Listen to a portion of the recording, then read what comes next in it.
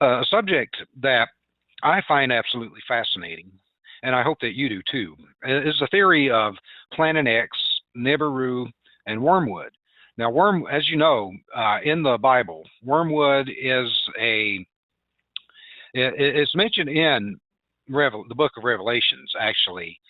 And it's a translation. I guess it is it's from Greek. The Greek text is absinthos, and that translates into English as wormwood, and that's the English language version of the Bible. And there are other languages have like Hebrew in the Old Testament, la'ana, which means curse, and that means the same thing in Arabic and Hebrew. Now, the only clear reference that that this named entity occurs in the New Testament is in the book of Revelations.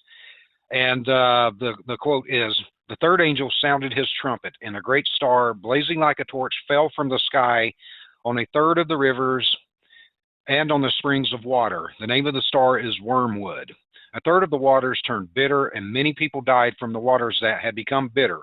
And that's in Revelations 8, 10, and 11. Now, that could be that can mean a lot of things. I've heard I've heard it being interpreted as, well, back when I was growing up, during the I don't know if you'd call it the height of the Cold War, or as the Cold War was winding down in the 60s and 70s. A lot of people thought that meant, ICBMs coming from the Soviet Union, the mutually assured destruction. We launch, they launch, they launch, we launch, and the whole world gets annihilated in thermonuclear war. And so that could be one person's interpretation of a great star falling from the sky.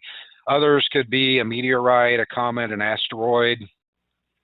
Could be a spaceship, like a giant kamikaze spaceship. Who knows? There's a lot of different, and that can be interpreted in a lot of different ways. But something falling from the sky and turn the waters bitter doesn't necessarily mean. It could mean it poisoned the water. If you've seen the movies, and sometimes you wonder, has Hollywood been conditioning us with like the movies with the alien invasions and occupation of planet Earth, movies like Armageddon and Deep Impact, where these giant asteroids and comets basically were going to cause an extinction level event. And only in Hollywood could something like that be averted. In real life, I don't think so. And depending on your school of beliefs, no one knows who's right, no one knows who's wrong. Could have been created 6,000 years ago. The universe could be 6,000 years old, or it could be billions of years old. Who knows? Who knows what really wiped out the dinosaurs? The prevailing theory, and let me stress that word theory, is before they discovered the crater down in the Yucatan Peninsula, the prevailing belief was that they died from, I think, volcanic eruptions. And then the prevailing theory, once that giant crater had been discovered, was that an asteroid had hit the Earth some 65 million years ago, and that wiped out the dinosaurs. And all you got to do is look at the surface of the moon, and you can see it's been hit by a lot of things, or that could have been old volcanic eruptions. Who knows for sure what? None of us are really there to see it, so who knows what the truth is. But doing my research, I wanted to not use my speculation and observation because I dabble in astronomy because it's just fascinating to me. But anyways, I wanted to read through different publications and sites and try to find something that I would basically say would be compelling. And this one article I found is on a site called kRSchannel.com, and it says, "Does Planet Nibiru exist, and is Nibiru approaching?" We've all heard I don't know if we all have, but a lot of people have heard that this could be happening. But anyways, this is what they have to say about it. The new information on Nibiru is more mysterious than its own origins. Not too many people know the true details of Nibiru and why it exists in our solar system. So the author basically wants to give you some information. Now, let me tell you some basics first about this planet. Planet Nibiru, which was referred by the Sumerians as Planet X, was supposedly the 12th planet in our solar system. And the true meaning of Planet Nibiru is planet of crossing. In the hydrophilic of the Sumerians and Egyptian, they talked about how Planet Nibiru had an elliptical orbit, as opposed to our normal horizontal orbit, and it took around 750,000 years to come between Mars and Jupiter. And when it did, it created devastation on all the planets during its flyby. Archaeologists Zachariah Sitchin and Burak Eldam also suggested that this planet, which looks a lot like CR-105 with the similar orbit. However, the crossing path of CR-105 is very different than Nibiru or Planet X. Nibiru's 80% of orbit lies much further from the Sun, where CR-105's orbit is 60% away from the Sun and 40% near the rest of the planets. And according to historians, Tiamat, a planet which had lain between Mars and Jupiter around 510 million years ago, was a victim of Planet X as Tiamat collided with one of the moons of Nibiru. It crashed, broke into half, and as one half became the asteroid belt, the other half became Phobos, Mars, of the moon of Mars. And while the other half is our home, planet Earth. Out of destruction comes life. And that's a quote from a Hindu ancient text, Bhagavad Gita. Now, this planet has known to be, and it depends on who you ask, 20 times bigger than Jupiter with a burning moon, which acts like Nibiru's personal sun. And since Nibiru goes much further away from our sun, the theory actually makes sense and stands out. The Anunnaki, who are supposedly citizens of Nibiru, came to planet Earth around 25,000 years ago and gave a lot of knowledge and detail to the developing humanoids, whom at the time didn't have the brain capacity or thinking power to comprehend what the Anunnaki were saying. Even the Mayans had predicted the existence of Nibiru, and according to them, a certain dark energy in the shape of a planet which will be coming near Earth in the distant future. And every time this planet came around, the entire civilization of Earth was wiped out. Now, James McCaney is an expert on Planet Nibiru and Mayan history, explained that around 10,000 years ago, major devastation occurred, which destroyed many of the civilizations on our planet. And he also explained how ruined cities in South America were vanished, not because of war or plague, but major physical destruction here on Earth. And he also went on to say that before Nibiru passed by us 10,000 years ago, the North Pole was somewhere in the state of Wisconsin, while the South Pole was somewhere in the Pacific Ocean. Now, if he's right, and this event did occur because of Planet X or Nibiru, then we shouldn't worry about it for the next 740,000 years or so, right? Well, no. Even as Nibiru crossed its path from between Jupiter and Mars, it's now surging upwards to make its longest route around the Sun, and that's due to the fact that its elliptical orbit goes in a roundabout very close to the Sun on one end, while 80% of orbit is really far away from the Sun, and that is why the earthquake that happened in Japan and Chile and other places could be due to the fact that the magnetic pull from Nibiru is increasing as it nears our plane, and the pull from Nibiru will increase gravitational force of each planet in a rubber band type effect. And you're not going to find this on Wikipedia, but as far as the Mayan 2012 doomsday theory is concerned, well, it's 2015, so that didn't happen. Anyways, Nibiru will not be showing up this fast, because even though the earthquakes are happening and floods are taking place, like what happened in Japan a couple of years ago, it's still a good 10 years away where the naked eye can detect it. And with that being said, I saw some video footage of what appeared to be like two suns. And why I never saw this, actually, it happened right at sun up. And, well, most of the time I'm asleep at sun up because I work really late at night, so I got to rest.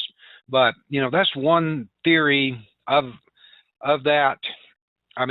Again, we don't know if this is true or not. I've listened to a lot of, I listen to Coast to Coast AM a lot.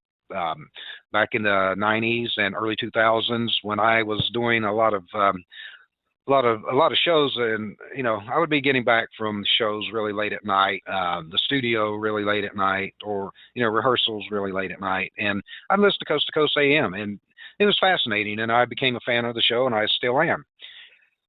So there's a lot of to me it's fascinating. Other people, I may have put people to sleep. I may have scared the living daylights out of you. Don't let that happen, because we don't know if this is true or not. I mean, everyone has to make their own, draw your own conclusions and do your own research. I always say that. Don't take my word for it, because I'm not an expert at anything. But I do have some audio to to kind of back up what I'm saying there. And again, all of this information will be posted on our website, thewakeupmissionshow.com, and on our Facebook page, the Wake Up Mission Radio Show. So if you want to check these links out later, feel free to do so. Do your own research, draw your own conclusions. It could be true, and then again, it might not be. Who the hell knows? Well, if it is, we'll all find out together. But anyways, I do have some audio, and most of the audio that I found, were really long, like 2 hours and stuff like that. Well, we don't have 2 hours, and those files were too large to upload anyway. So I just had to sift through a lot of different audio to find what I thought was good quality audio that would actually fit into our time frame. So we'll go ahead. Families, the husbands and wives of the men and women in the military, has begun conducting briefings for dependents. These would be the dependents that are stationed near the East Coast, the Atlantic Ocean, near the West Coast, the Pacific Ocean, and near the Gulf Coast. At these briefings, they're being told the following: that there's this planetary-sized object called Nibiru that's coming into our solar system. It's going to be causing very severe problems, much more so than it already is, very soon, and that they're being put on standby to bug out. They're being told that there'll be little notice, possibly 2 weeks or so, before they're given the notice to bug out. Oh, they're also, by the way, they're being shown a map. Advance 4 to 6 weeks is probably pretty likely. Probably not more than 3 or 4 months. So that's our belief. I hope we're wrong. I hope that this turns out to be incorrect information. If it is, well, that's great. If it's not, if it turns out to be correct, then you've got your heads up. So I asked the question this morning to all of you out there, to the several thousand of you listening to me on the morning of July 11th. What would you do if you had 6 years to prepare? What would you do if you had 6 months to prepare? What would you do if you had 6 weeks to prepare? Mike, it was 2 weeks ago today that I announced the information I received from 2 confidential sources. One was a confidential source who is a dependent of a Department of Defense employee, part of continuity of government contingency planning, by the way. Not all DOD and not all government employees are part of COG, continuity of government contingency planning. Anyway, at this briefing, which they had to sign a non-disclosure agreement before the briefing began, they were told that they were being put on standby for evacuation, that they may get as much as 2 weeks' notice, they may not. And they started telling these dependents about Nibiru, Planet X, and how this planetary-sized object was going to cause massive flooding on all coastal areas. And that was pretty much it for that source. The second source is in the Department of Homeland Security, and that source basically confirmed what the first source said without going any further on that. And then the following day, or the same day, I should say, you came up with your own sources, Mike, and why don't you tell us about those? Well, the source that first told me about this, and I've been doing some digging since then, but the source that first told me about this is a director-level individual for a foreign intelligence agency that I have occasion to speak with now and then. And what I was told, and I was told this probably maybe 60 or 90 days ago, and I didn't put a lot of credence in it at the time, but as I've researched, I have to put more and more credence in it. And as a qualifier, I have to say this up front, that perhaps this is being floated as disinformation to discredit people and to discredit. So I have to give a caveat there.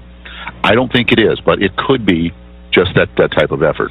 But I was told that to be very prepared on the dates of August 17th and the dates of September 26th, that a planet-sized object would be passing very, very near the Earth, and I was told that the closest distance would be maybe 5 to 10 Earth diameters. It would come that close, and that we should be be prepared for massive earthquakes, and as a result of those earthquakes, tsunami-level flooding in coastal areas.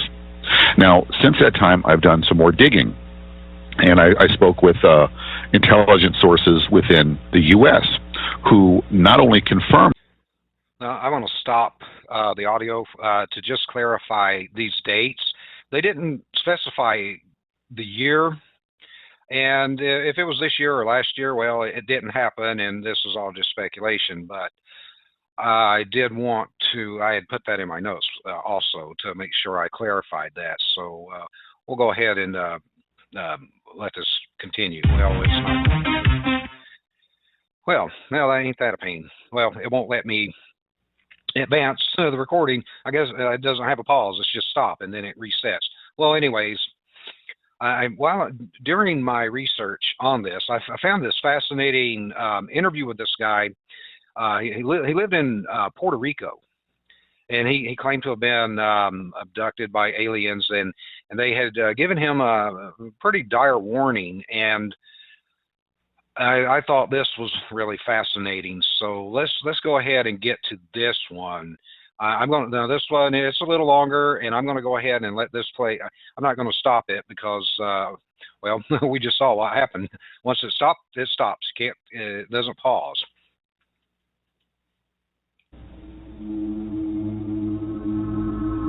On the morning of May 14, 1988, Amaury Riviera, a young man from Puerto Rico, photographed a giant disc, followed and circled by 2 jet interceptors.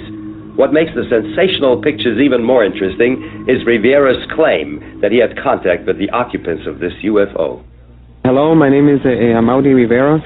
I live in Puerto Rico, and back in 1988, I was working in a nightclub, and there was a musical group there. One of my cousins wanted me to photograph the musical group, and she loaned me a camera with some film. On my way back home, I encountered 2 small beings, 2 small strange men, which I didn't think were men from outer space. And they took me somewhere where there were other people besides myself, other human people, like from Puerto Rico, I guess. From here, another human being showed up. He claimed to be from a distant planet. He was dressed in black. He had a dark skin, but he was not a Negro. He had long black hair up to the shoulders, and he spoke to us with the mouth, verbally, and no telepathic speaking. He showed us various projections, which looked very real, the projections, and he informs us about a whole bunch of things that are even still incredible to me. Then they returned me to... What did this holographic projection show? The holographs were mainly, the first one that I can remember was like a short trip through space.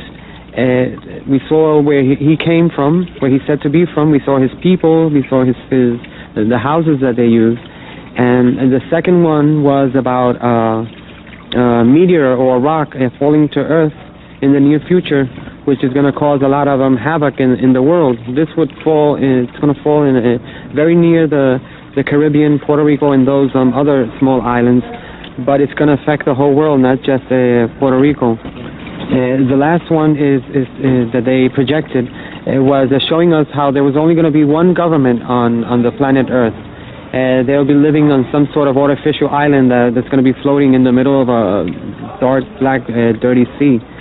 And then this man returned me to my car again and left me somewhere different from where the whole ordeal had started. Apparently, it took me with car and all. After this, at this given time, I heard some jets in the sky, and I still had my cousin's camera, and I took the pictures, 4 of which I'm making public nowadays.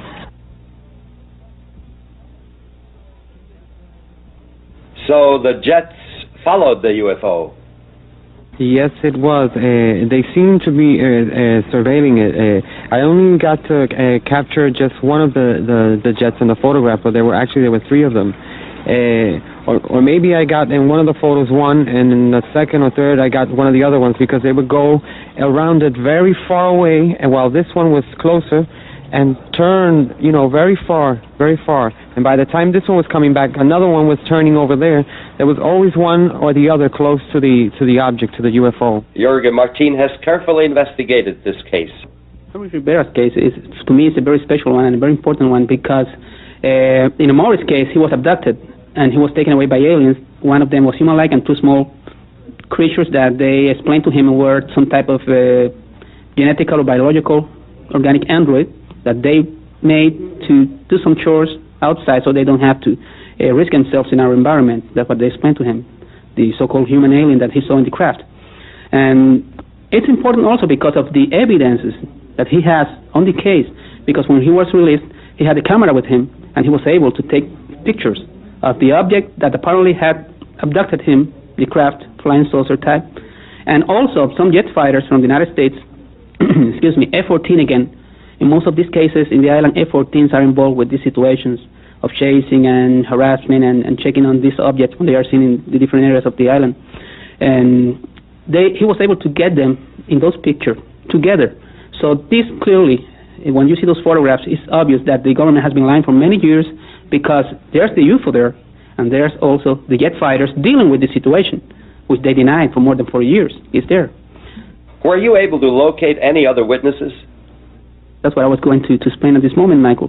The Amori's case is also very important, because I have several people who apparently had been contacted by the same alien that abducted Amori and the small ones that were with him in a separate fashion. They have nothing to do with Amori's incident. This being, this human-like alien, is contacting people all around the area of the southwest of Puerto Rico. I have people from the town of Yauco who seem to have been contacted by this man. I have this fisherman, Andres Maldonado, who I got in contact with Amori, because he told me several things Amori had told no one before, only I knew them, about the name of the alien and all the details that he was using to check on the people who really may have been in contact with the same being the night he was abducted, because there were about 14 other people there in the craft that night. And when Maldonado told me all this information that he couldn't know because he was not involved with Amori's case, I got them together. And at this moment I have about 3 different people who seem to have been in contact with the same alien. So they are doing something, and they are getting in contact with more and more people and preparing people for something. And this is very important, because all this corroborates Amori's incident also. Other witnesses contacted Amori himself. So far, between 1988 and 1992, I've been able to localize 7 of these people, because I've gone on different TV shows and different articles, and I've always been asking if anybody remembers anything similar happening to them, and that year, during that time, Mother's Day, to please get in touch with me. And I've gotten in touch with hundreds of people, but out of the hundreds, 7 definitely were there with me. I still have 7 to go. Maybe I'll never find them. Maybe they'll see this. You investigated the Rivera case, Colonel Stevens. What was your impression? Well, of course, Jorge Martin took me to meet Amaury Rivera shortly after I got there with the Mexican team to study some phenomena in Puerto Rico. And when I first met Amaury, he was very reluctant to describe his case, because it still frightened him to think about it. And it took some time before we could develop enough confidence where he was comfortable talking to us about the case. But he would still tremble when he thought about it. He would turn pale. He'd become weak. He was frightened. But he has now reviewed the details and the points in sufficient length and depth that he can face the experience without the trauma, which he has learned to do. And today, or yesterday, we saw for the first time that he is able to manage his emotions well enough to describe that contact in considerable detail. You carefully analyzed the Rivera photographs. We took the pictures, yes. We took the pictures taken by Amaury Rivera to a NASA consultant facility in Scottsdale, where we put them through a computer analysis using latest state-of-the-art equipment. And we found that both the disc-shaped craft seen in the photographs and the aircraft are considerable distance from the camera, between 3 and 5 miles. We discovered that the jet fighter was moving and that the disc-shaped craft was moving relatively slow or not moving at all. We discovered that the ambient light conditions were correct in all respects. We were able to eliminate montages, paste-ups, reflections, models, all kinds of forms of technical manipulation of photographs, and we had to conclude that the pictures were real and that they were exactly as described by the witness when he took the photographs. Noch dazu wurde Amaury Rivera eingeschüchtert und unter Druck gesetzt, seine Fotos herauszugeben. Well, a short time after the incident, 3 men showed up at my home in Puerto Rico, and one of them stood in their car downstairs, and they claimed to be from CIA, and they handed me 2 pieces of paper, which I was so nervous I couldn't really read, but I remember seeing the letter CIA, which is the intelligence agency from the United States, and they said that it would be easier and better for me if I handed them the photographs and the negatives, but they did not say, what photographs or what negatives. They didn't specify, and I just told them that I did not know what they were talking about. And they said it would be easier because we have an order to register your house, to look through your house. And I said, well, go ahead, be my guest and look. And they looked, but they couldn't find them because I had hid them very well. Well, is this guy full of it, looking for his 15 minutes, or was he telling the truth? Well, who knows? He seems to be very convinced of his experience that it actually did happen. And if you want to see this, if you want to see this interview with him for yourself, then, go to our website, thewakeupmissionshow.com, or our Facebook page, The Wake Up Mission Radio Show. All this information is posted there, and you can check it out for yourself and draw your own conclusions. But one thing I wanted to interject before we get back to Nibiru, I've seen, watching like Science Channel, Discovery, and what have you, what the shows with aliens, and they, one thing that most of the scientists do agree upon is, for long distance space travel, carbon-based organic life forms wouldn't fare too well unless, they had like some kind of faster, some way to travel long distances over short periods of time, like wormholes, faster than light, warp speed, whatever you want to call it.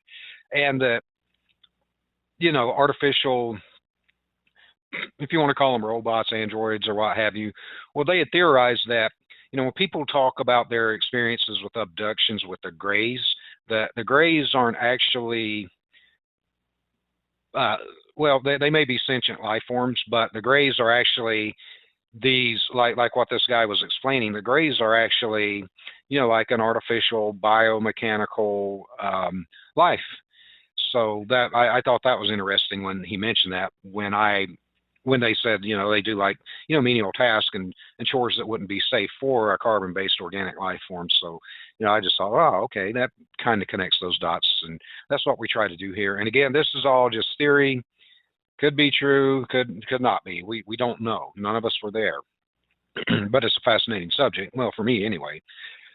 So, when I, doing more research, on this website called Inquisitor, this just happened back this past January. And it said that, has science just admitted Planet X Nibiru exists? And believers say that the people that believe this, wholeheartedly, they think that full disclosure is coming. And, we've been wrong about other things, but, when you think about, like in the audio earlier where the guy was talking about, the DOD employees being told to get prepared to bug out, the underground tunnels, all that, it kind of ties in, maybe, Jade Helm was not, the cover story was it was going to be training for, dealing with domestic terrorism when it's actually dealing with a global cataclysm. I mean, we don't know. But anyways, from this article that John Thomas Didymus, I guess that's how you say that, Didynus, Well, anyways, he says that astronomers may have inadvertently revived the Planet X Nibiru conspiracy, because this has dominated the internet a few years ago. It kind of kicked up when that meteorite, when it hit in Russia a couple years ago.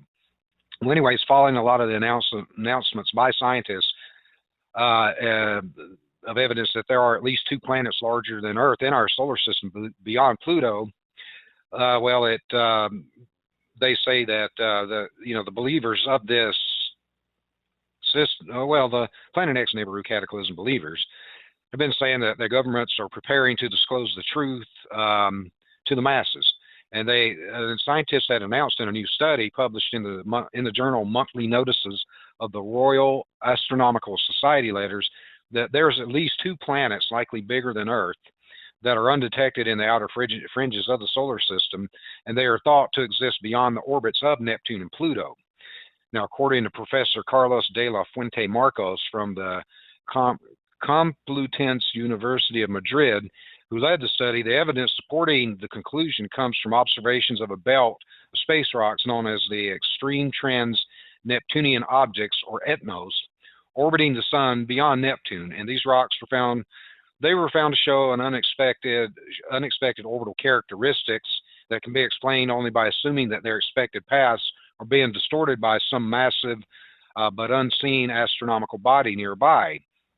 And it was quoted as saying the excess of objects with unexpected orbital parameters makes us believe there are some invisible forces are altering the distribution of the orbital elements of the ETNO, and we consider that the most probable explanation is that other unknown planets exist beyond Neptune and Pluto, and the exact number is uncertain, given that the data is limited, but our calculations suggest that there are at least 2 planets and probably more within the confines of our solar system.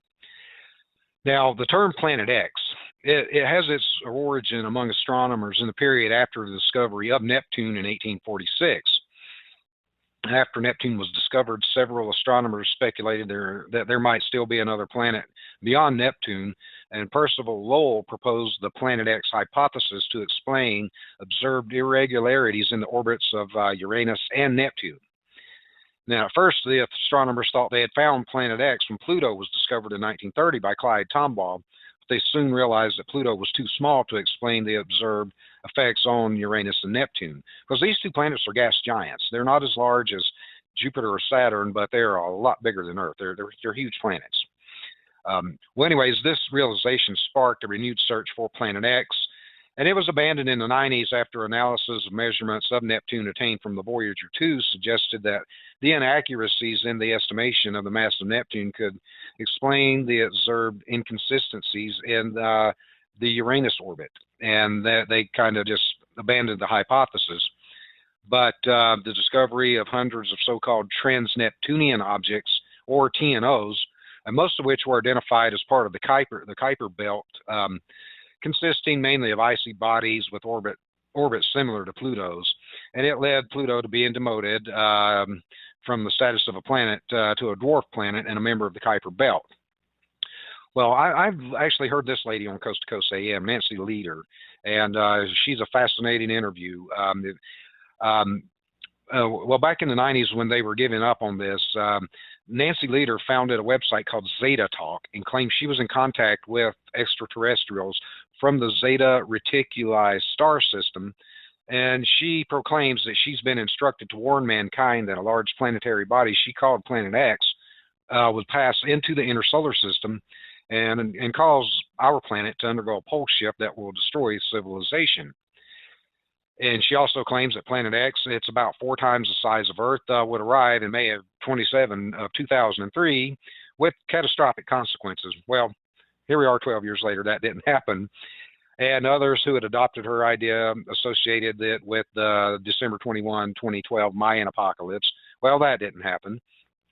And they adopted the term Nibiru, and it's originally a technical term in ancient Babylonian astronomy, but it was basically derived from internet doomsday cults from the work of Soviet-born American writer Zecharia Sitchin, who claimed that civilization was originated by the Anunnaki, that race of people that they believe they believe exists from Planet Nibiru.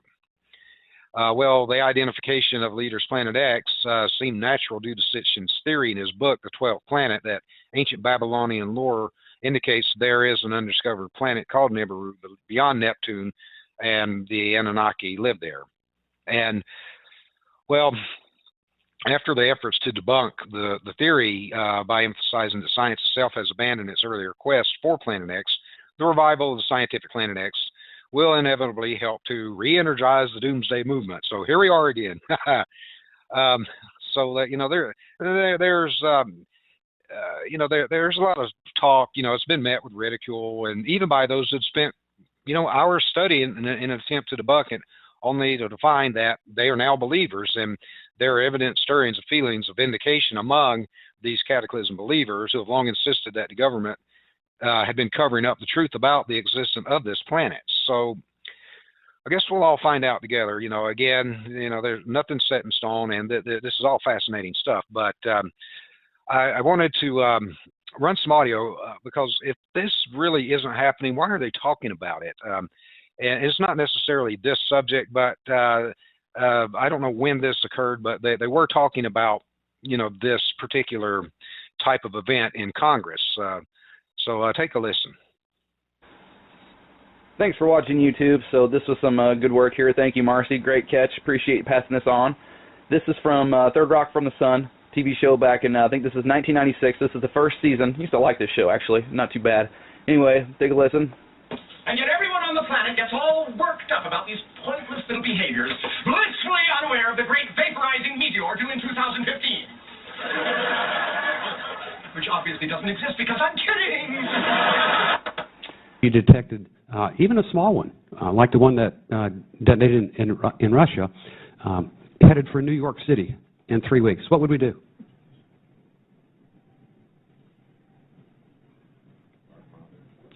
Bend over and what?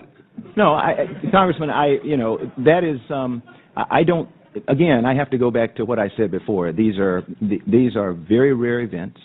From the information that we have on asteroids that we've discovered of all sizes, we don't know of one that will threaten the population of the United States, you know, in 3 weeks. And we are trying very diligently, as I said before, with the President's budget, to put ourselves in a position where we advance the technology such that 3 weeks will not be something that causes us to panic, because we will be able to respond. We are where we are today because, you know, you all told us to do something, and between the administration and the Congress, the funding to do that did not. The bottom line is always, the funding did not come, and I don't care whose fault it is, or if it's anybody's fault. We all know what we're facing today, and we're all sitting here today as the Congress and the administration try to figure out sequestration, something that never should have happened, nobody planned to happen, but we're facing it today. And so the answer to you is, if it's coming in 3 weeks, pray.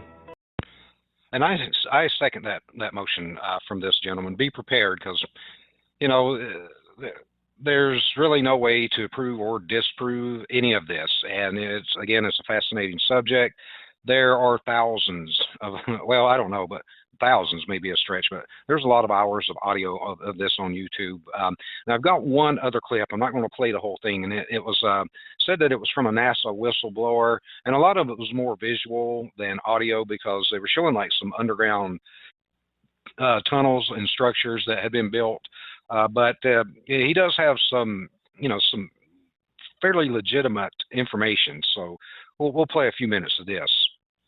The panic and the havoc seen in the Russian Urals last winter when a meteor the size of a house exploded in the skies, well, we could be set for a repeat. Scientists say the huge rock might not have been flying solo as first thought, but rather as part of a group of asteroids which still pose a threat to Earth. RT's Lindsay Franstein joining me live to tell us more about this. Lindsay, good to see you. Oh gosh, let the panic begin. But before we get into what could be what some are already calling the buddies of this asteroid that came down earlier this year, can you remind us exactly what happened back in February? Yeah, that's right, Rory. Who can forget the asteroid on the 15th of February hit around 9:20 local time. An 11,000-ton rock, 18 meters wide, crashed into Chelyabinsk, of course, the mountains that separate Europe and Asia. We've got some sound of what the Russian dash camera, so widely used in this country, actually caught that very important morning, February 15th. Let's listen to what we've got.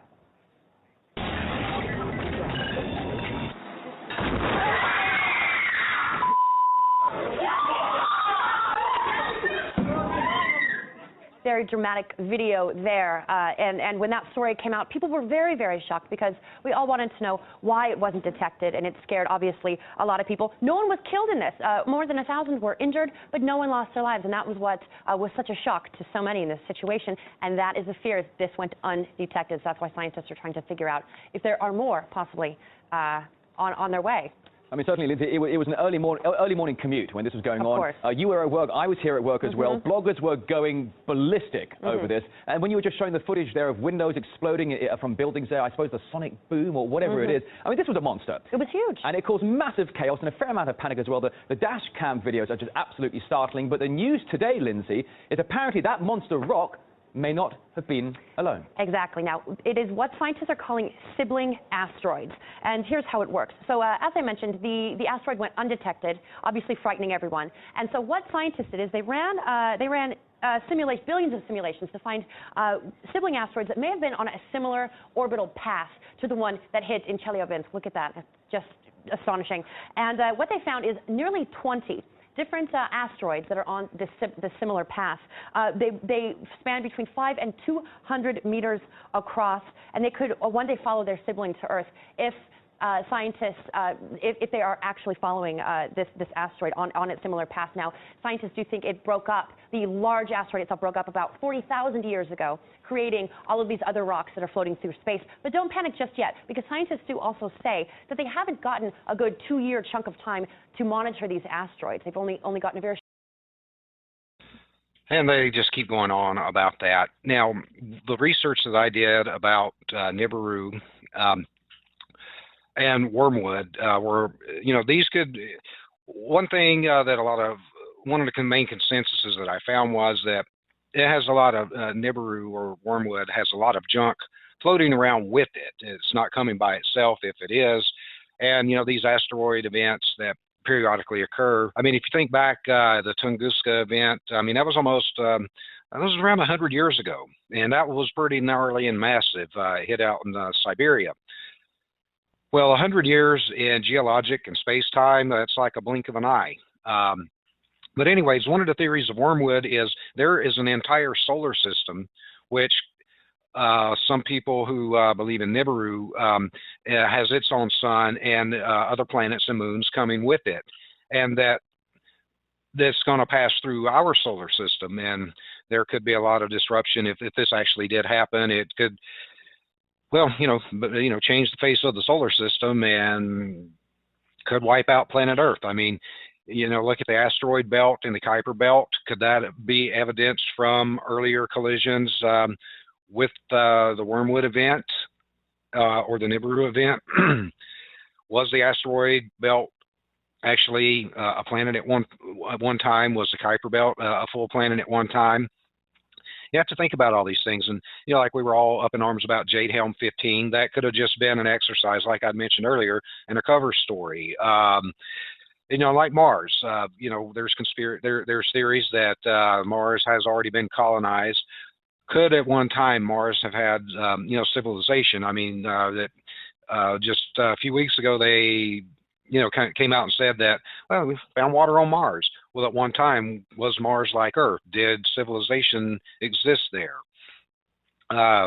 And since we're obviously, have been told that we're aiming to go back to Mars, could it be to recolonize Mars and figure out a way to do some type of terraforming to make it a habitable planet? Because it may, Earth might be in the crosshairs of Planet X Nibiru. Who knows? I mean, all of this, it's all just, theory, conjecture. It's, it could be factual. It just could be a bunch of nut jobs. But anyways, we are coming up to the top of the hour, and this type of subject, I could do a month of shows on this, but we don't have time. We have to move on. So again, go to our website and check out the information for yourself. so that kind of concludes this first hour, and I hope you enjoyed it. I think it's fascinating, but we're going to take a break, and then in a few minutes we'll have our guest for today, Randy Shannon, on. So stay tuned. Are you there? I am here, and I'm so glad to be here. A lot of people say it, but I genuinely mean it. So I really I love you, and I love Shalene, and it's just, you guys are like home. This is the family that I love. You know, you're my kind of people. So well, I genuinely thank you. mean It's that mutual. from my heart. Yes. Well, so, it's mutual. Thank you. Oh, thank you. Thank you. You know, that first hour, I got on maybe 10, 15 minutes before it was over, and I was listening, and gosh, everything that was said is so critically important for everyone to know.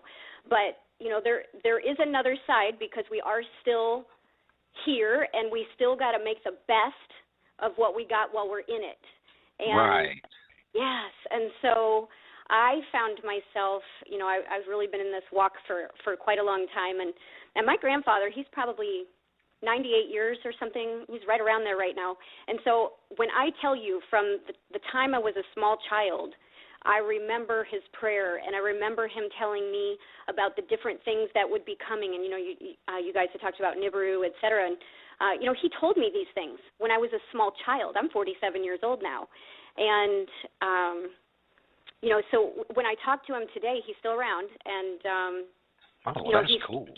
Yeah, he listens to all kinds of late night radio shows. He can't really see too much anymore. He's basically blind for all intents and purposes. And he's a World War II vet. He had dysentery, so it still battles him today. He still has repercussions from that. He nearly lost his life. Wow. I like to tell a story. You know, when cigarettes used to still be cigarettes, now they're all very chemical laden. But when he was a smoker, as a young man, he was a bombardier on the airplanes when he was in the war, and he said one time they had to do an emergency landing in one of these countries where cannibals were on the ground, and so they made their emergency landing, and they were instantly surrounded by cannibals, and everyone was thinking it's over, except for my grandfather, who was very calm, and he knew he had the Lord on his side, and back in those days they had the white T-shirts, and they would roll up their pack of cigarettes in their sleeve. Right, so right. And so he said, you know, if this is it, this is it. And he takes the cigarettes out, and he actually passes them around to some of the cannibals. And everybody was smoking. Nobody could communicate to each other, but he gave the peace offering. And they all stood there and smoked, and the cannibals did not eat them. He's still alive today. Wow, that's scarier than actually the bombing raid. That sounds like maybe Papua New Guinea. Was that where they? Yes, that's where he was. You're educated on that. Awesome. That's exactly where he was. So yeah, that may actually have been where he got the dysentery too. I'm not sure. It could have been, you know, and I don't know if still to this day if that's still practiced there, but that's you know. There's places on this planet I really don't want to go, and that's in the top 5 list. I don't want to go there. You know, it's like I love the tropics. I'll come down to Florida and hang out with you. That's as tropical as I want to get. Anytime. There's no cannibals down here that I know of. So you never know. Right? You never know. Yeah. So his line was smoking doesn't always kill, because that's their tagline, smoking kills. But actually today's cigarettes, you know, they do kill a lot more. So. So that was one of his great topics, yeah. Wow, that's a great story. Well, you know, with you know, back in those days, you know, that was standard issue. Along with your rifle and your mess kit, you got how many an X amount, a number of packs of Lucky Strikes to go with you. Yeah. That was just part of it. That is a fascinating story. I bet he had all kinds of great stories to tell. You know, because a lot of guys don't really want to talk about that. I had an uncle. You know, he was a lot older, and he fought in the South Pacific. And you know, when my brother and I were small, a lot of times we would go over. It was mainly on Monday nights. My mom would go to circle meetings at her church, and she'd drop us off at Uncle Osborne's house. And every time we go over there, I'd pester him to tell me stories about, you know, the war. And I don't know if he just told me just to shut me up, or if he didn't mind talking about it, because you know, a lot of people, you know, it was very traumatic and they never got over it. Like I had another uncle, he fought in the European theaters, my dad's oldest brother, and he didn't really cope real well. All I knew of Uncle Henry was Uncle Henry the alcoholic, and then when he passed and we went to his funeral, you know, the full-on 21 gun salute, flag draped coffin, then come to find out all these heroics that because I think he was over in the Ardennes. I'm not sure, but he was a medic, so he saw a lot of it was awful. a lot of the worst of it. And you know, after that, you know, I was like, wow, I wish I would have gotten to have known him, but I was real young when he passed. But yeah, maybe I'll put you on the phone with my grandfather one day and see if we should do it soon because you know he is 98. But there is things that I know for a fact he will not discuss. You know, he says he was witness to atrocities galore, and he doesn't even say whose side it was on. And there's a period of time where he absolutely blocks it out. So I have no idea what did happen. Maybe he would be more apt to tell a man than he would his granddaughter, but he definitely has stories. And there's things that I can say on air, but they're a fact of war. Some things that he has told me, which were pretty horrific, which I would be happy to share them. But they are gruesome, and so if they're gruesome, and he has other stories that are far worse that he will not tell me. So I can't imagine honestly what it could be. Right, but, right. Man's inhumanity to man. It's horrible. It's absolutely horrible. That's why when I was listening to all the preparations in what you just played, it's so critical, and I really do hope that people take it to heart because, you know, my grandfather has told me ever since I had my first son, and I have 4, and they range from 16 to 26, he has talked to me about war and and you know, now it's just like hitting me right now. I wonder if what he said to me is something that he witnessed. He said to me about standing strong in your faith and not wavering. What if you saw the enemy taking your child, and he would say this when my sons were just infants, and hung them upside down and were torturing them in their genitals. So it makes me wonder if that's what he witnessed as well that he's not telling me about. But he wanted to make sure that I would be unwavering because we will see the worst of the worst. Like, mankind can be absolutely horrific. And here's been my take on this for years, and I don't understand why it's not common sense. If we send our boys over to these other countries, and we have, like, not we, because I don't claim this, but when they go over there and they are causing damage, killing innocent life, et cetera, and the government has told us they are the enemy, what is to stop them from when they come over here and their government told them, oh, we're the enemy? I mean, we have been made out to be the enemy to the world. So do we think that they're going to be any kinder to us the day they show up on our soil, which, you know, hey, they're probably already on our soil according to the numbers of people that Obama's let in this country. I know, right? Yeah, and I think they're just waiting. Literally, the gym I go to, I point out a couple of the guys in the gym to my sons and to their friends, and I call them, I say, you see that guy over there? He's Al-Qaeda. Like, I literally point guys out that I think the moment that they got their heads all wrapped up in the turban, they would pass for that. And they are working out and working out and working out, and they're unsociable. So they could be it. They could be preparing, and they will wreak havoc. And I think that they're already walking amongst us, to be honest. I'm with you. I mean, you know, the immigration system as a whole, but you know, in particular, the southern border has gone unchecked for so many years that there's no telling who has come over here. I mean, when you look back historically, like within the past century, our government, and you know, you can attribute it to the Albert Pike letters if you believe that, you know, the elite, the Illuminati, Bilderberg Group, Trilateral Commission, you know, the usual suspects as to why they want to let this happen and have our country become infiltrated with these types of people. I mean, the CIA and our government has been meddling in the affairs of these other countries for, almost 100 years now. No wonder a lot of them are pissed off. I would be pissed off too if there was somebody from another country. Yeah, why does anybody still send their son or daughter off to the military right now? Pull back, and then they have nothing. I mean, but you and I, we do our best, but we're still not getting to the masses. So then there's all these other radio shows that pop up, which is great, and then there's the Fox affiliate one that we do on Saturday mornings.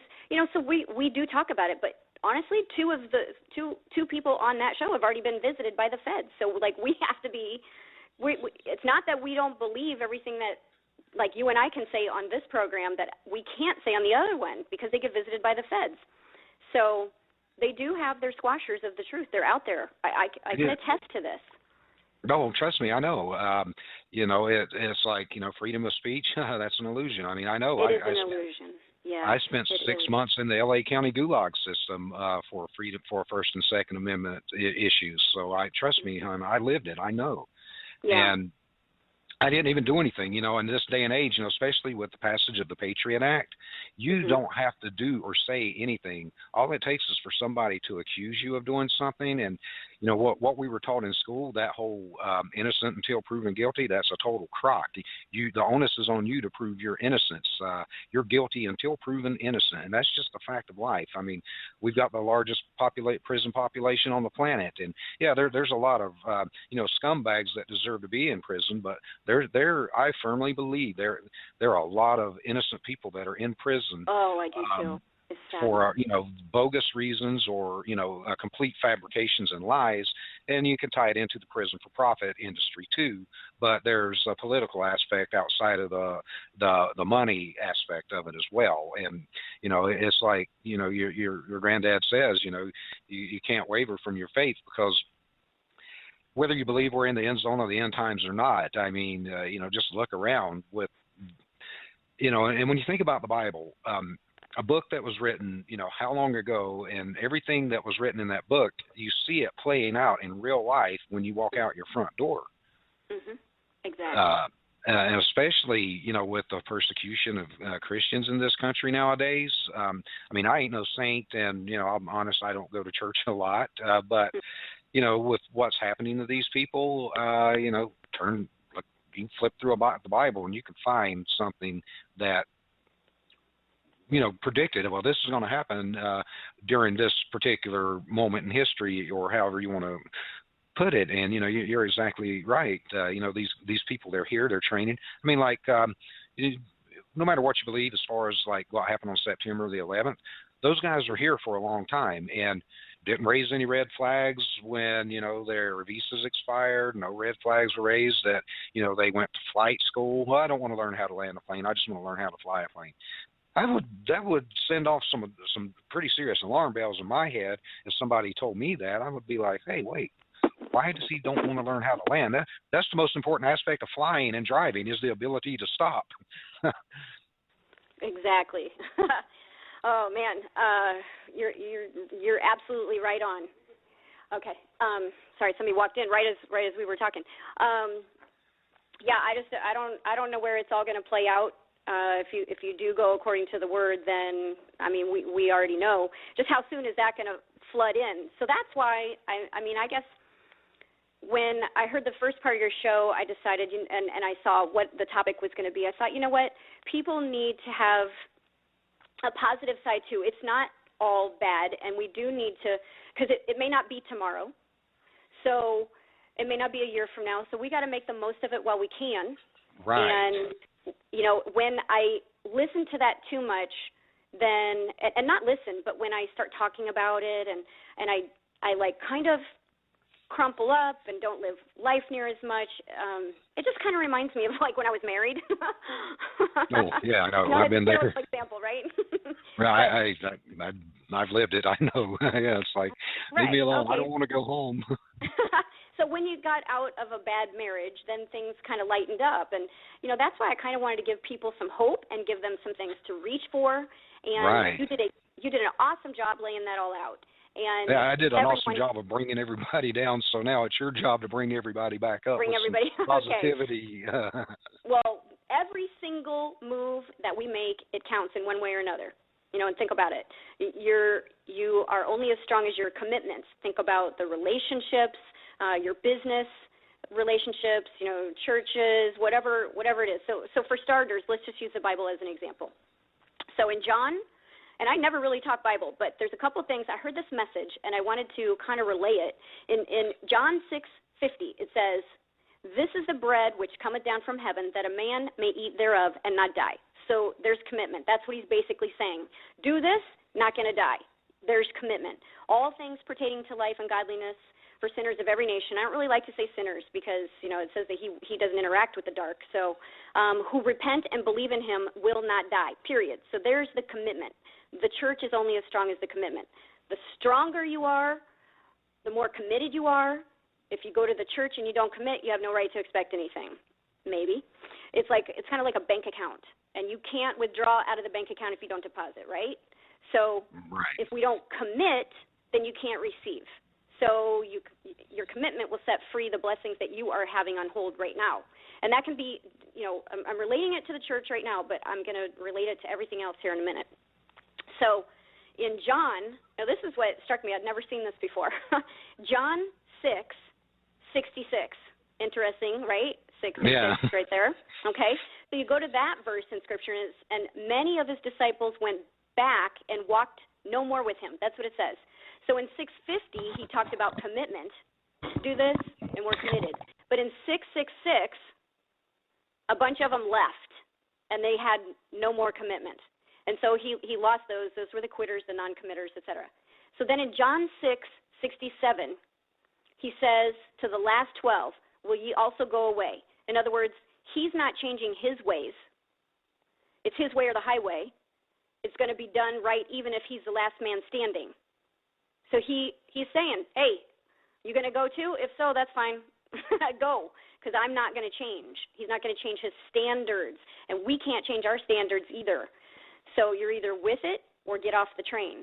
So then in John 6:68, Simon Peter answered him back and said, to whom shall we go? And basically in translation, that means you're the best, there's none better. So now let's relate that to life. Not that that's not, but I'm just saying. That is talking about commitment. I'm not going to change my standards. You're either with me or get the hell out of the way. And I probably shouldn't use that word when I'm talking Scripture, but that's the bottom line. With me or get out of the way. So we all want the best. We want the best commitments. We want the best standards. We want the best relationships. We want the best quality of life, especially in the times that we're in. So what do we do with it? We put this into life now, like in our relationships right now, in our businesses now, or our job, or about just being a great American and standing now. What do we see all over in the politics? We see a bunch of weasels, a bunch of spineless, worthless criminals not standing. What do we see at the county level? What do we see in the banks? This is all we see is just low, worthless, spineless, standard, non-committing types of people. And we have to interact with that all day long. I literally, Randy, which in case the audience didn't get it, there's two Randys on today. I know. Right? So that's just a good thing right there. I know, we got the coolest names. Exactly. So I wake up literally happy every single day. And then I go out into the world, and then I run into all these people that are sleepers, they don't care, they just put out the lowest, most minimal effort all around me. And so, my kids are like, Mom, you're so amazing in business. You're this, you're that, you're so high energy.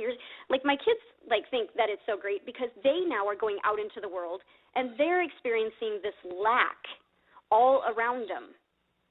So we have to put this into life right now. And people either are committed or they're not. It's one way or another. So take your job, for an example, or if you're a business owner, which I am. I do traditional business. I do network marketing. I don't take it lightly. I put my heart into everything. I will work 18-hour days. I will work 24-hour days if that's what it takes. I don't care. Sleep can come. I will get it another day. If something needs to be done, I commit. So the other part of that equation is if it's not what you love, then it's not right. Go out and replace it. So if it's a job, get a different job. Get something that you love. All the money in the world isn't worth losing your happiness over it. So get something you enjoy doing, and then it's priceless, literally. Yeah, you're right. And our guest last night, he said that same thing. And I'm sure you've heard this saying too. When you are doing what you love and you're getting paid for it, you never work another day in your life. A man or woman's hobby becomes your job, then you never work another day in your life. And what's better than that? It don't get much better. I so agree. So I could take on some other projects right now but they don't taste good to me in the sense that I don't see myself being happy taking on some of these other projects. In the last week, I was asked to invest in something. I'm not hopping on that because I can't see feeling really good about it. And even if it made me a bunch of money, what I would lose was far greater. I would have to be worrying about tracking my money. I'd have to be worried about what's flying out the door the wrong way. I can't do those kinds of things. Or if I know that there's a project that I could take on that could be extremely lucrative, but I'm dealing with flaky people who are not reliable, then it's not worth the headache to me, and I won't touch it, or I will back out of it.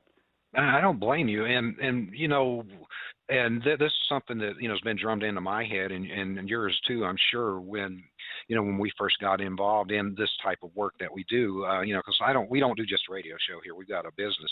You're not only branding a product or a service or a company or selling a product, service, or company. You're branding yourself, and you're branding and you're selling yourself with a product and service. And if it's not something that you would be proud to represent, why would you want to do that?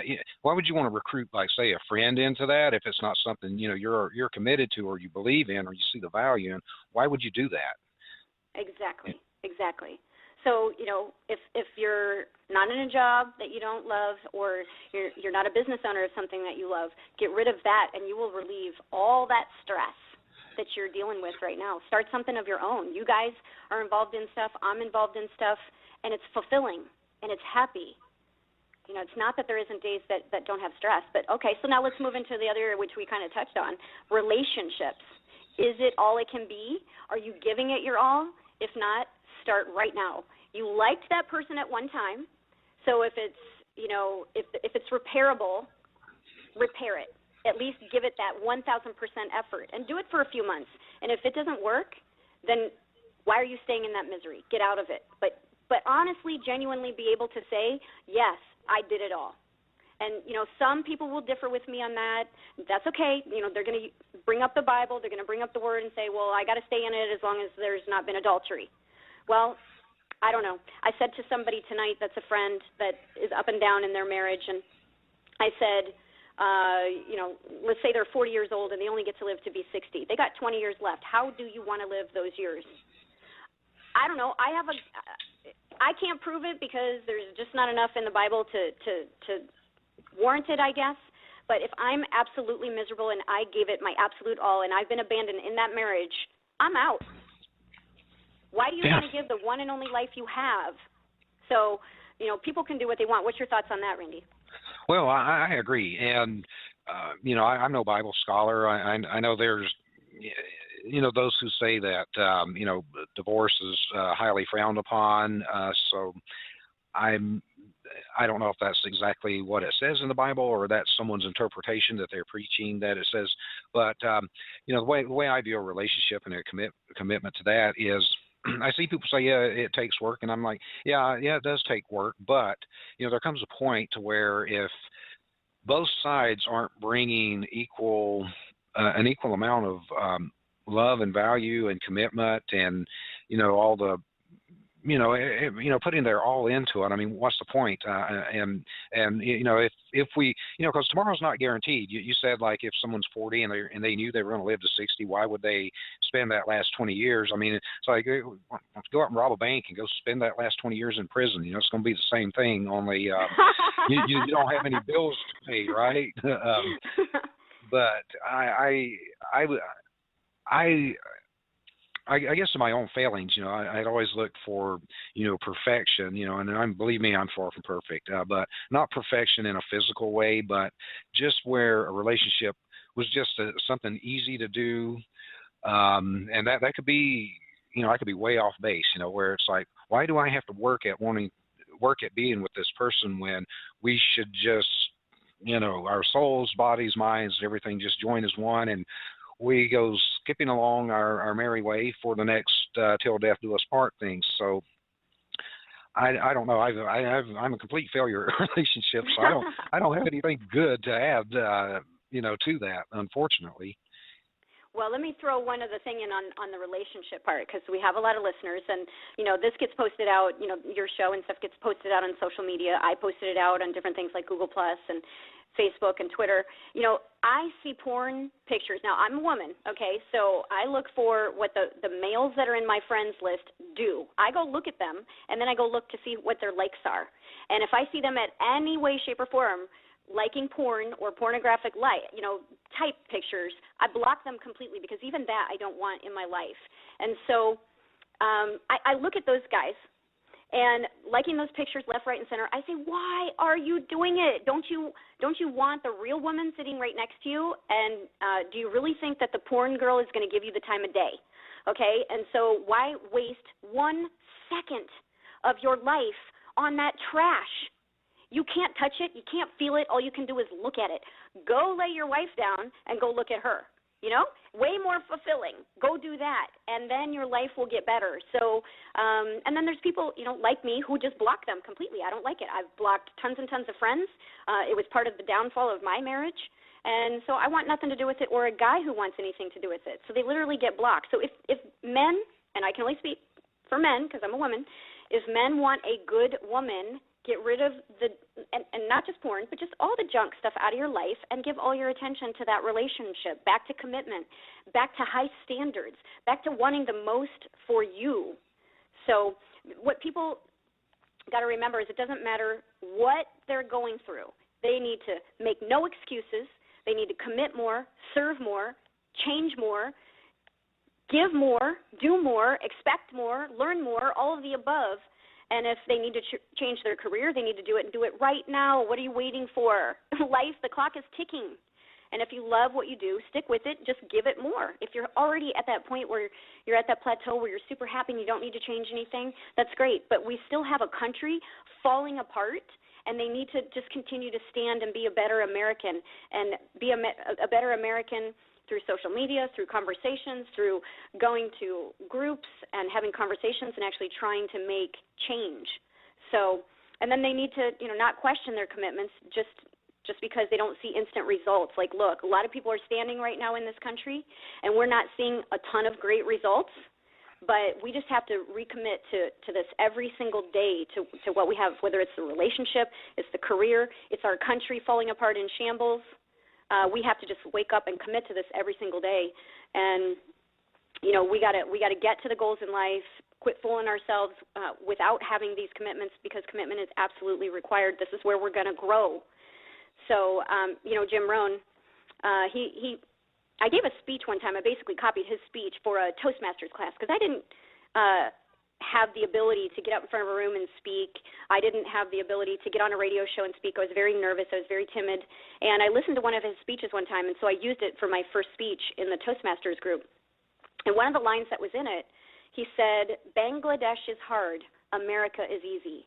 And we do still have it easy here. We have an uphill battle, because we have a lot of factors at the head that are trying to destroy this great nation, but there is still so many great people, and they're even involved in law enforcement, and they're even involved in the government, and when they stand, this evil head is chopping them, but they still do it. They still do try. They still stand out. I know of police departments right now that are ready for a gun grab, and they're not going to do it. I know of towns where the cops are hot, as in dirty, I should say, is probably a better word. And the good towns know about it. What they would do to be prepared, I don't know. I don't have that inside information. But, you know, I mean, it's not too hard to find out where the dirty cops are, and when crap goes down in this nation, who's going to actually turn on the people and who isn't. It's pretty simple, you know, just see it, who's getting complaints on them, and then what is Internal Affairs doing? Nothing. Look at any big city. They might slap a wrist here or there, you know, or an occasional imprisonment of a cop, but you know, it's not too hard to know where the dirty cops are in this town. And I'm just using that as an example. So just remember that every single move we make counts in one way or another. Think about it like this. When we wash a car, it doesn't make it run any better. To improve its performance, we have to get inside. And that's what I'm talking about here, these commitments and high standards. We in this country, this is such a great nation. We turn lemons into lemonade. We turn weeds into gardens. We turn pennies into fortunes. And it's because we make commitments to do these kinds of things. And we don't need to deal We don't need to play with the hand that life deals us. We can change it all, any day, any moment, at any time that you wish. We can do this. So I was just going to say I agree. And when you think about this commitment, we'd talked about this the week, I believe it was the week before last. The commitment that the founding fathers made when they pledged their lives and their fortunes to each other when they signed the Declaration of Independence. You know, there's a lot of guys on there, you know, and Paul Harvey had a beautiful, there was a beautiful video of Paul Harvey naming these guys and what happened to them, you know, like during and after the War for Independence and the founding of this nation. And I mean, you know, we know like John Hancock and George Washington, but there's a lot of other guys on there that probably, you know, you would have never heard of had Paul Harvey not mentioned them. And these guys, a lot of them ended up, you know, penniless, broke, because they made that commitment, and their sacrifice gave us this country. And even not even just those guys that signed that document, but, you know, I got into an argument with this guy online. This is stupid. I don't want to spend too much time on it, but it was about the gas tax in North Carolina. And I was like, well, hey, you know, fight tyranny, drive 30 miles to South Carolina, and you know, gas is 30 cents a gallon cheaper, and then this way you are self-defunding the DMV. Well, I don't want to be inconvenienced. That's too far to drive. And I said, you know what? Don't tell me that. You go tell that nameless, faceless Continental soldier that marched with General Washington 20 miles through the snow with bloody, frostbitten feet, this guy you've never heard of in your entire life, just to get to the fight. Mm-hmm. I was like, he probably didn't want to be inconvenienced either, but he got out and did it. And I'm like, you know, and our nation has become so soft and complacent in that way that people won't make that commitment. They, you know, there's too much of, well, let the other guy do it, or I might lose my job, or I might lose my freedom. Well, guess what? If you go through life with that mindset, with what's going on with this government, guess what? You know, they're going to come for you, or they're going to come for your kids. You know, we've reached a tipping point, and it's time to make a stand. And you know, there's little pockets of I wouldn't call them pockets of resistance. I would call them pockets of constitutionality all over this country. And they're starting to make a lot of noise. And what we've tried to do is connect a lot of these people so they can network and work together. And you know, it's been a beautiful thing. And I know, you know, you do as much as you can too with your organization and your activism. So we've all got to, like you said, make this commitment. And we've got to make it to ourselves, to each other, our families, and our country, because we ain't got nobody else. We are all each other have when it comes to that. And I tell you what, I would rather die on my feet than live on my knees any day of the week. You know, it just ain't gonna happen. It's not going to happen, and people have to get that little snap in their head too. No matter what, they got to commit, and they have to have high standards. And when people start to put those high standards into place, they will take stands, and they will not tolerate the bunk that's going on in this country. And I know the listeners on your call, they get it, but maybe this call recording will go far and wide, and it will affect somebody for change. And maybe it inspired somebody to stand higher, to stand taller today. You know, be leaders, not followers. Be bold, not timid. You know, don't settle. Go for the goals, whatever it is. Press on when confronted with adversity. And right now, we're all being confronted with adversity. They're killing the middle class. Everything that should be right is wrong. All the corruption at every single level right now, it is like it's an infestation of cockroaches. And we have to stand above this. We have to have high standards. We got to have commitments to not let the cockroaches seep in. Oh, might that make you a little bit more money if you do the wrong thing? No. Say no to it. Say no to the junk. Don't get so immersed in the sports that you forget what's going on around the country. Don't be willing to give up your rights so easily. Every time I fly, I opt out. I don't want the molestation pat down, but I also don't want the x-ray, so I inconvenience them. At least that's the twist I have going on in my brain for while they're patting me down. And I always talk to those people and say, you know, this is a violation of my Bill of Rights, right? You know, I say these things to them. And, you know, I've had TSA agents, look, it's a job, it's a paycheck for them. And this is where people need to stand. I wish all TSA would walk off the job, but that won't happen because they're getting a paycheck. But I've had I've had TSA agents say to me, as they're patting me down and they've heard me out, they say, yeah. And they're cynical. They say, America, land of the free, right? I mean, they know. They know us, Buck. And it makes you wonder, like with, Stalin's secret police, the Stasi of East Germany, the Gestapo, if a lot of these people were the same way, they're like going, I really don't want to be here. I don't want to do this, but it's a paycheck. Or if I don't do this, I'll get shot. And, I've opted out, period. We were talking, last night we were talking about this. I used to love to fly. And so did Shalene. I mean, it was great. And, it was the most efficient way to get from California to North Carolina and back to see my family. And after September the 11th, I just hate it. And I will drive unless I absolutely have to. I will not fly, period. And that's just it. I will drive, ride my motorcycle, whatever, to get from A to B. The only time I'll fly is if I got to be somewhere that's way far away and I don't have a lot of time. But otherwise, screw it. I'm driving. I'm not even going to deal with that. Yeah, I've taken more road trips. I went back to the Midwest 2 times just to Iowa, and I drove them. And that's like almost 24 hours each way. I don't want to do that when I can fly in 5 hours, but I did it to avoid the molestation. I hate it that bad that I would rather put myself in the car for 24 hours and lose the sleep than fly.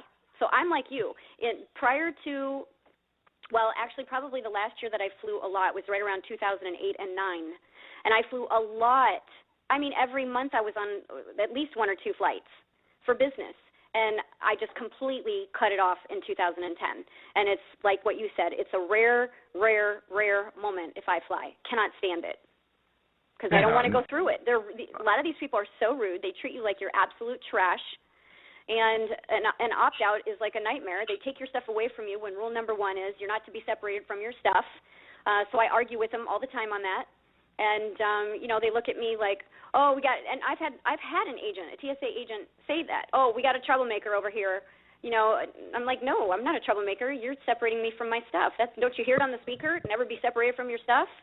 So it takes people to stand. And, every time I fly, and you tell me, Randy, when you opt out, are you not the only one around opting out? I never see anyone opt out. No, everyone's just going through like it's like an assembly line at a factory, right?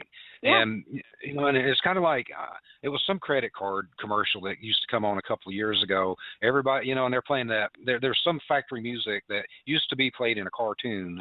I don't know the name of it. I'm not even going to try to hum it, but everybody's playing with a credit card. No, I want to hear that. I can't remember it all. Something like that, right? Well, all these people are going through the line to pay for their coffee with their credit card, right? And then the one schlub shows up with cash, and everything stops, and everybody's pissed off at this guy because he's paying in cash instead of a credit card. And we've talked about the cashless society for a long time, and not for a long time, but a lot on the show, right? And that's the one guy, the troublemaker, the individual who is using legal tender as opposed to swiping a piece of plastic through an electronic scanner that the government can trace. Oh, well, so and so bought a cup of coffee with creamer and sugar at 8 o'clock in the morning at the 7-Eleven, whereas the guy paying in cash, they don't have a record of, well, this guy bought a large cup of coffee with half and half and sweet and low at the 7-Eleven at 8:01. They don't have the record of that, and it's and it's propaganda. I'm looking back going, I'm paying in cash. To hell with it. And there's all sorts of ways to opt out, all sorts of ways to fight back. And we were talking about this. It's like. Chris Rock, I don't really like that guy. I think he's an ass. But one thing he said that I agree with is we don't pay taxes. They take taxes. Well, if the entire country, if you're paid on like a W-2, file exempt, you will immediately defund the federal government. If everyone filed exempt, no income taxes are being taken out of them. What the hell are they going to do? Throw us all in jail? I don't think so. Right. It's called standing together. You're absolutely right. Like, I don't know if you saw it yesterday, but I wrote a letter to what was the restaurant? Olive Garden. They sent me a coupon to come into the restaurant because, clearly I haven't been there in a long time. And this is what I wrote them. I said, we stopped eating your genetically modified food a while back. When you clean it up and learn the facts that GMO food causes cancers and tumors and death, then maybe you'll change the whole path and take care of your customers. Until then, we go to organic, non-GMO places to eat. There are a lot of places that got it long before you. What exactly are you waiting for? And I included a list of 400 organic, non-genetically modified food makers. Some are restaurants, some aren't. And that got shared all over Facebook, got lots of likes, got some comments. The point is it was a one-paragraph letter. Everyone can write that. I stopped, and so did my kids. We stopped supporting all of the restaurants around here that that serve the poison food. So if everyone in mass stopped going out to eat and just bought organic, that would stop the whole genetically modified food chain in a day. Yeah, it would. Yeah, I mean, and it's not the same as, well, don't buy gas on Tuesday to screw the oil companies. No, gas isn't going to go bad because nobody bought it that day. It'll still be good tomorrow, but, this genetically modified garbage they're trying to pass off as food, it's got a shelf life, and they're going to be sitting on a lot of smelly inventory, and they might get the message, hey, you know what, and I agree with you. It's like, go to your local farmer's market. Find a butcher, a local butcher with locally sourced not produce, but locally sourced livestock. That's the word I'm looking for. Instead of buying all this crap at the grocery store or whatever, and learn to grow your own stuff.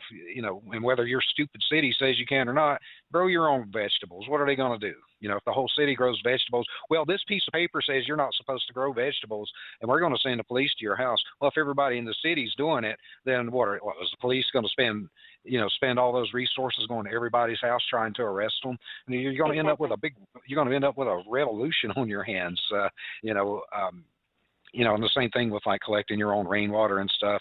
If everybody would tell these idiots or these criminals that wear suits and robes, no, your law, what you wrote on that piece of paper is not law.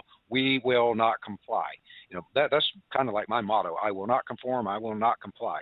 I'm a long-haired, tatted out, sleeved out, guitar playing, motorcycle riding entrepreneur, and I'm not going to conform. I ain't cutting my hair. I ain't going to work in a corporate office wearing a suit and tie. I'm a T-shirt and jeans and boots type of guy. That's just it. Exactly. By the way, on the garden thing, and you're right, and see, there is victories when people have high standards and they commit to things. I did an interview with Dr. Edward Group. He founded the Global Healing Center. He's a guy that several years ago, he's a former military, by the way, and then he went into chiropractic medicine. He's a doctor.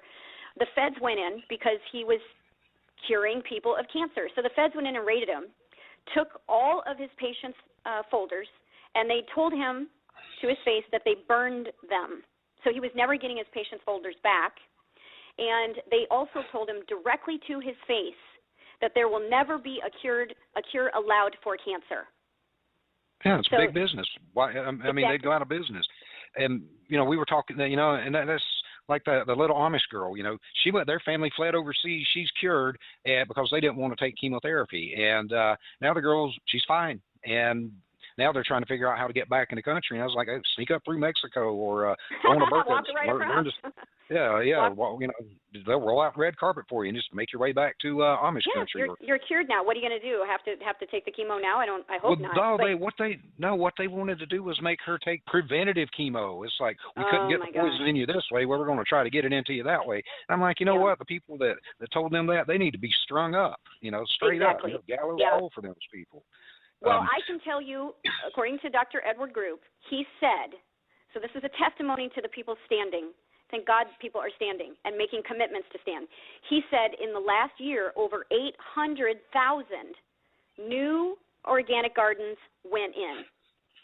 That's a lot of new gardens. That's a lot of breaking away from the grocery store poison, from the farmer's poison, from Monsanto. It's a good-sized breakaway. And I'm hearing, and maybe you know more on it, that some of these McDonald's are closing up because they're not, getting the business that they used to, which, I don't know why they wouldn't, because there's still a sector that's always going to go there, but because it's cheap food.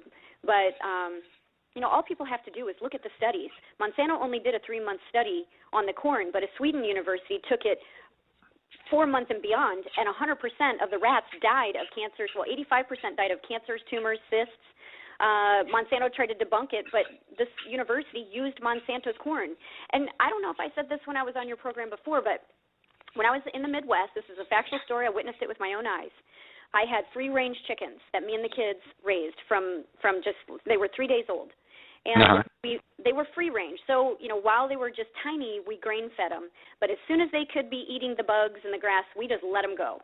And every day they went out, they ate all the bugs, they ate the ants, they ate the flies, they ate everything they could get their mouths on. They ate the grass. And then here's the thing. It was in Iowa. So the farmers all had their corn in the field. And when they finally took it out in the fall, when they take that grain out of the field, a lot of it will drop to the ground. It doesn't make it to the truck. And so our chickens, all the wildlife, think about this.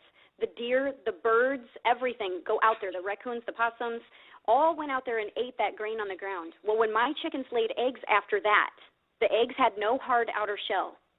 I saw it with my own eyes. So if they didn't have a hard outer shell, what is happening to our children having children? They're having spontaneous abortions. They're not carrying these babies to term. They're being born with all kinds of health issues. You know, 1 out of 3 people are getting cancer now. Why? People are not stopping and asking why. We know why. And so we have to take stands. We have to take commitments. We have to educate. We have to make our relationships strong. You know, I was telling somebody today, I was driving down the road, and I went through a construction zone. It was a shortcut, okay?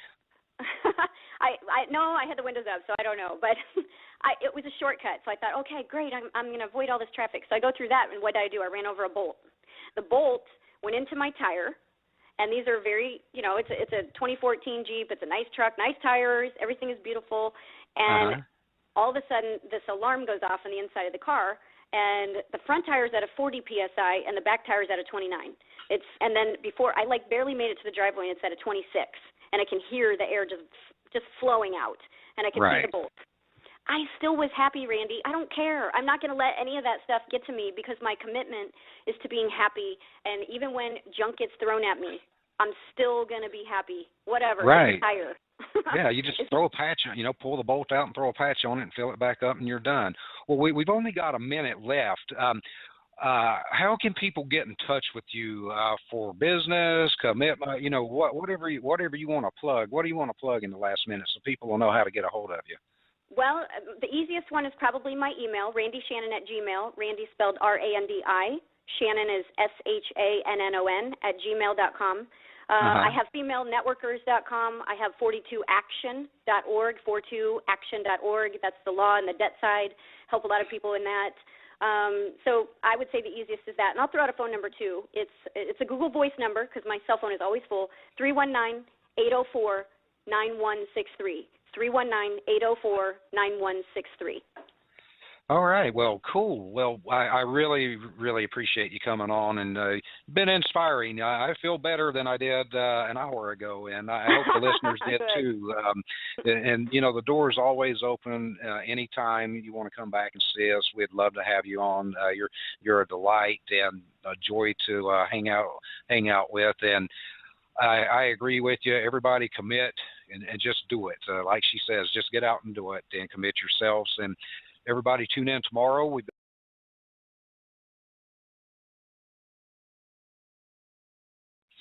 A subject that I find absolutely fascinating, and I hope that you do too, is the theory of Planet X, Nibiru, and wormwood. Now, as you know, in the Bible, wormwood is it's mentioned in the book of Revelations, actually.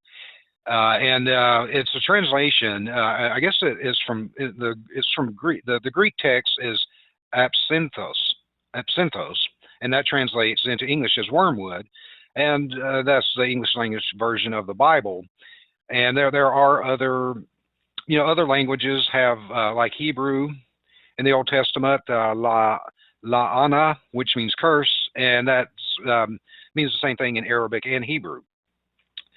Now, the only clear reference that that this named entity occurs in the New Testament is in the book of Revelations, and the quote is, The third angel sounded his trumpet, and a great star, blazing like a torch, fell from the sky on a third of the rivers and on the springs of water. The name of the star is Wormwood.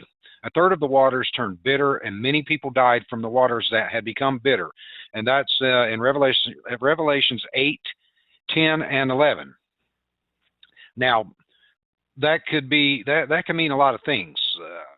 I've heard I've heard it being interpreted as, well, back when I was growing up, during the I don't know if you'd call it the height of the Cold War, or as the Cold War was winding down in the 60s and 70s. A lot of people thought that meant, ICBMs coming from the Soviet Union, the mutually assured destruction. We launch, they launch, they launch, we launch, and the whole world gets annihilated in thermonuclear war. And so that could be one person's interpretation of a great star falling from the sky. Others could be a meteorite, a comet, an asteroid. Could be a spaceship, like a giant kamikaze spaceship. Who knows? There's a lot of different, and that can be interpreted in a lot of different ways. But something falling from the sky and turn the waters bitter doesn't necessarily mean. It could mean it poisoned the water. If you've seen the movies, and sometimes you wonder, has Hollywood been conditioning us with like the movies with the alien invasions and occupation of planet Earth, movies like Armageddon and Deep Impact, where these giant asteroids and comets basically were going to cause an extinction level event, and only in Hollywood could something like that be averted. In real life, I don't think so. And depending on your school of beliefs, no one knows who's right, no one knows who's wrong. Could have been created 6,000 years ago. The universe could be 6,000 years old, or it could be billions of years old. Who knows? Who knows what really wiped out the dinosaurs? The prevailing theory, and let me stress that word theory, is before they discovered the crater down on the Yucatan Peninsula, the prevailing belief was that they died from, I think, volcanic eruptions.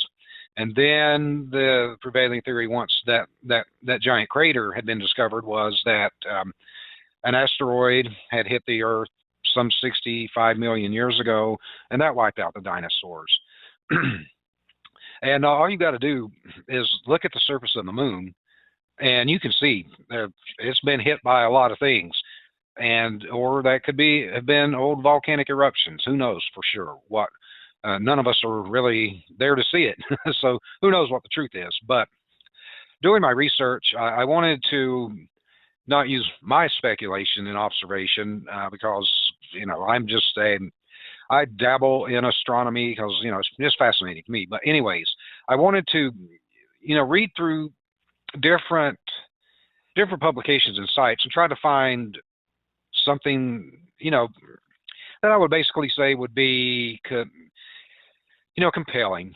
And this one article I found is on a site called kRSchannel.com, and it says, "Does Planet Nibiru exist? And is Nibiru approaching?"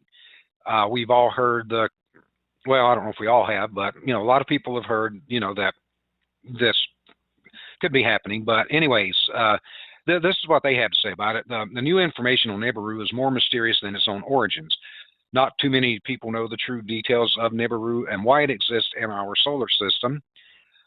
So the author basically wants to give you some information. Now let me tell you some basics first about this planet. Planet Nibiru, which was referred by the Sumerians as Planet X, was supposedly the 12th planet in our solar system. And the true meaning of Planet Nibiru is planet of crossing. In the hydrophilic of the Sumerians and Egyptian, they talked about how Planet Nibiru had an elliptical orbit, as opposed to our normal horizontal orbit, and it took around 750,000 years to come between Mars and Jupiter. And when it did, it created devastation on all the planets during its flyby. Archaeologists Zachariah Sitchin and Burak Eldam also suggested that this planet, which looks a lot like CR-105, with the similar orbit. However, the crossing path of CR-105 is very different than Nibiru or Planet X. Nibiru's 80% of orbit lies much further from the Sun, where CR-105's orbit is 60% away from the Sun, and 40% near the rest of the planets. And according to historians, Tiamat, a planet which had lain between Mars and Jupiter around 510 million years ago, was a victim of Planet X as Tiamat collided with one of the moons of Nibiru. It crashed, broke into half, and as one half became the asteroid belt, the other half became Phobos, Mars, of the moon of Mars. And while the other half is our home, planet Earth. Out of destruction comes life. And that's a quote from a Hindu ancient text, Bhagavad Gita. Now, this planet has known to be, and it depends on who you ask, 20 times bigger than Jupiter with a burning moon, which acts like Nibiru's personal sun.